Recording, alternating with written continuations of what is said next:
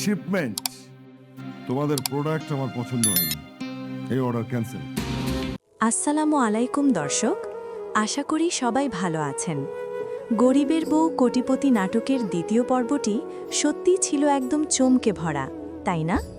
বিশেষ করে সুলেমান খানের হঠাৎ করে অর্ডার ক্যান্সেল করে দেওয়ার ঘটনাটা যেন পুরো গল্পকেই অন্যদিকে ঘুরিয়ে দিয়েছে।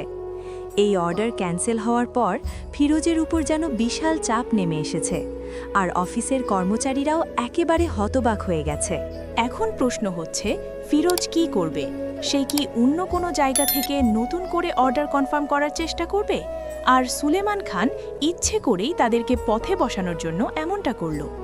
আবার এমনও হতে পারে, ফিরোজের সাথে আগে ঘটে যাওয়া অপমানের প্রতিশোধ নিতেই তিনি এই সিদ্ধান্ত নিয়েছেন।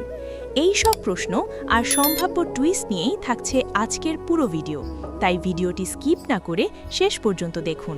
আর আপনি যদি আমাদের চ্যানেলের নতুন দর্শক হয়ে থাকেন, তাহলে অবশ্যই চ্যানেলটি সাবস্ক্রাইব করে পাশে থাকা বেল আইকনটি অন করে দিন, যাতে আগামী ভিডিওগুলো মিস না করেন।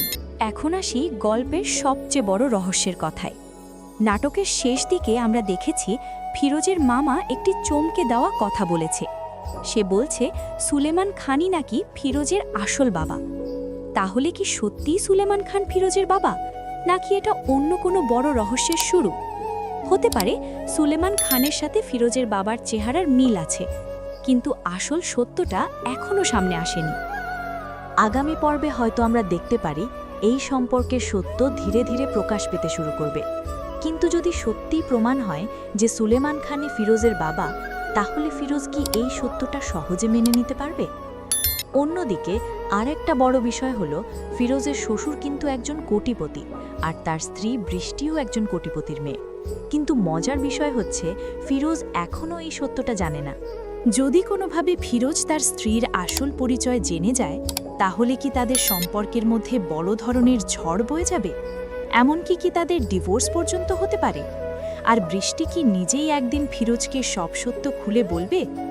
এই সব রহস্য আর নতুন নতুন চমক নিয়েই এগোতে চলেছে আগামী পর্বের গল্প। তাই আগামী পর্ব দেখতে অবশ্যই চোখ রাখুন ফিল ফ্যাক্টরি ইউটিউব চ্যানেলে।